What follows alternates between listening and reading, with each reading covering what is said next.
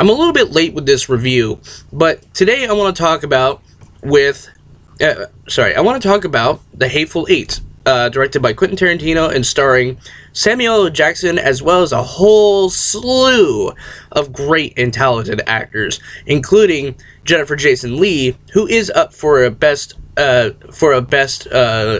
supporting actress or best actress in the film.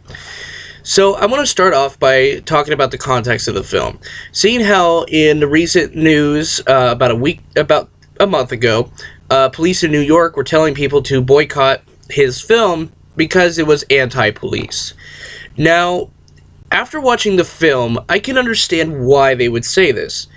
Because Samuel L. Jackson, I'm going to go into some spoilers here. I'm not going to spoil the whole thing, but these are just like character descriptions. So basically, you have two bounty hunters who serve as cops, alright? There's technically only 3 cops in this film. There's one that is starting to be the sheriff of a town, and then you have 2 ruthless bounty hunters who serve as justice for the law. One is named the Hangman, and the other one I can't really remember. But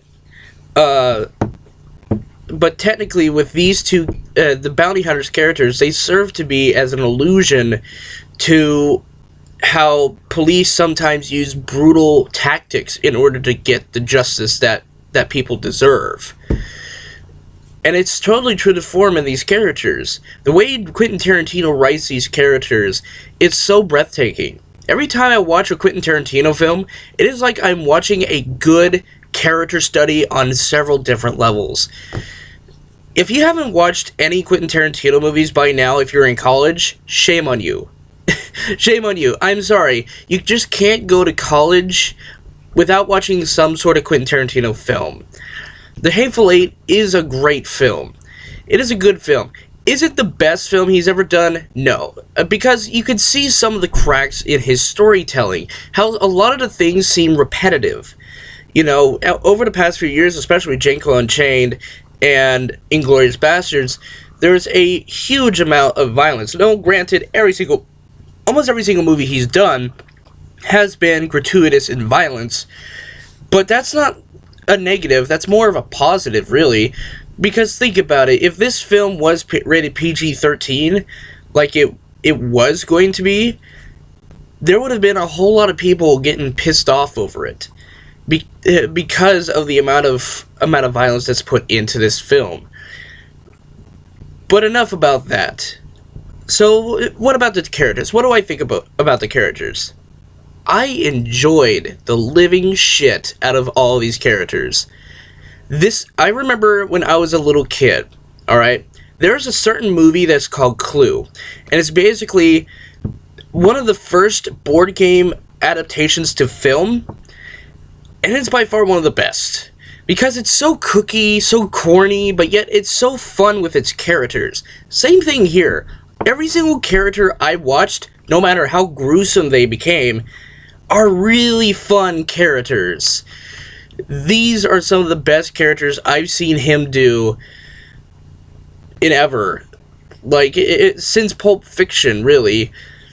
The setting even accustoms to these characters, because a lot of these characters start going a little bit insane inside of this cabin where they're going to be stuck for 3 days in a blizzard. And this is basically a crime story. This is basically a murder mystery that is set in the Old West, and I really enjoyed the hell out of it. And Samuel L. Jackson gives a great performance in this film. I can't remember another time when I've seen him ever do another good performance besides this one. I mean, he's done a lot of good stuff. Don't get me wrong. He's been in Pulp Fiction. He's been in Kingsman: The Secret Service, which I enjoy very much, and I enjoy his character very much. And he's always been able to play the badass so well that this role is just, every time he writes a role like this, Quentin Tarantino, it seems like it's always directed towards Samuel L. Jackson to be able to play that part, and it works. It works. Kurt Russell in the film. Now, some people are a little bit mixed on Kurt Russell, but personally for me, I found him very enjoyable. Granted, he is ruthless. He is a ruthless asshole towards Jennifer Jason Leigh's character. But that just serves the purpose of what his character's supposed to represent.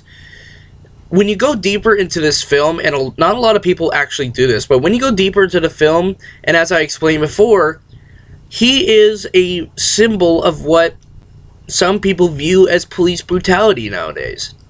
And it's totally true to form. You see many cases last year and the years before that of police brutality. Hell, we've even started getting new reports after the start of the new year of police brutality.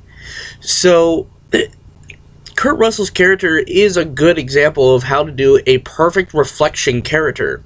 And what I mean by reflection character is a character that reflects with society for what it really is. And Quinton Tarantino is perfect to write these characters.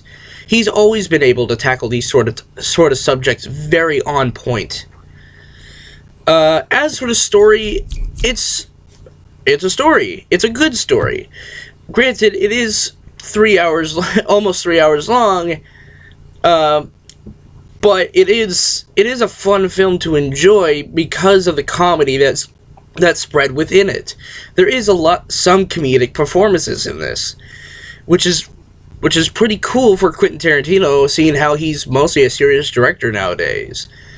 You know, it's fun to see some comedy out of a guy who has made some of the most some of the most backbreaking type films I've ever seen. And I know this is a big subject around this movie, is the music. I agree, the music is good, but is it good enough? Yeah, I think so. I think it's good enough. I mean, this is the same guy who did The Thing. You know, John Carpenter's The Thing music.